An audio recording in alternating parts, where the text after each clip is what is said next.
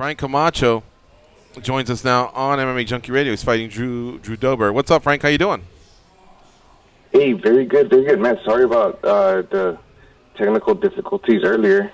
No worries, my man. I had actually started to close some windows, so I had to open them up because I thought maybe we were going to have to rebook you for tomorrow. But we're ready to go, my man. And how about you? Are you ready to go with about 10 days out? Man, you know, dude, man, 2 days out, 3 days out, man. I'm always ready to go. And this fight at welterweight, so I'm ready to go anytime. You know what's funny? I look at your age. You're 28 years old, and you have 26 fights under your belt. I don't know how many you have as an amateur or any other types of competition, but in MMA I'm seeing 26. But from what I've always heard, especially in basketball and some of the other sports, 28 to 32 is that peak.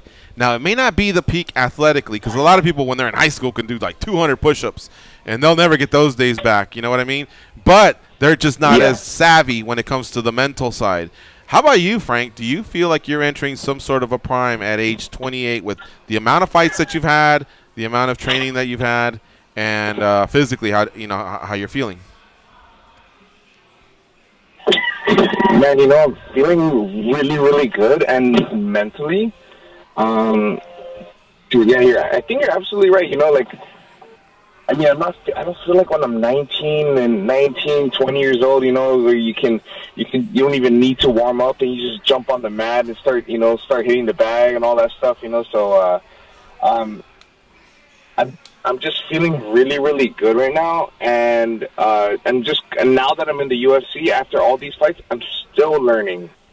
You know, I think that, you know, there's a reason, and there's a reason for everything, and it just happened to be getting signed at 28 years old, and I'm so glad that happened, because there's so much that I've learned in the 4 years of not being in the UFC, you know. And I guess you just got to look at it different ways, right? But I feel like this is a perfect time for me, you know. Frank, just a quick question about experiences. Your last fight was a crazy fight with Damian Brown. We know the story. You weren't eligible for the post-fight bonus for missing weight, but you were very courageous, showed a lot of character there, trying to plead with the UFC to give your part of the bonus to Damian Brown. We all know that kind of turned out, but my question to you is, did you ever speak to Damian Brown after that? Did you get some respect, kind of that post-opponent respect, you know, a little bit of a fist bump action for just kind of stepping up like that and representing for a fellow fighter?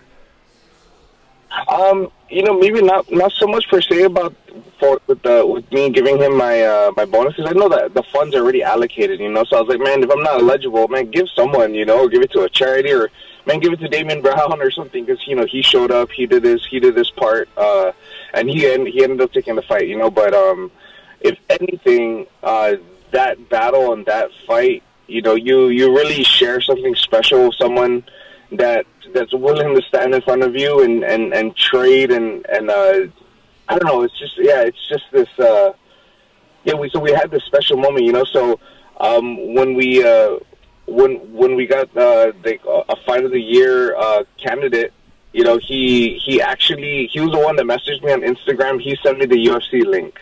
It was kind of funny. Like, he just was like, hey, Frank, check this out. You know, he sent me the UFC link, and then, you know, we're just kind of going back and forth, and you know, definitely probably one of my favorite fights of my career, and it's something that I'm going to take on forever. We just share something special where, even though down the line we might meet each other down the line, but there's something special that we shared, and you know, I'll take this on forever in my career.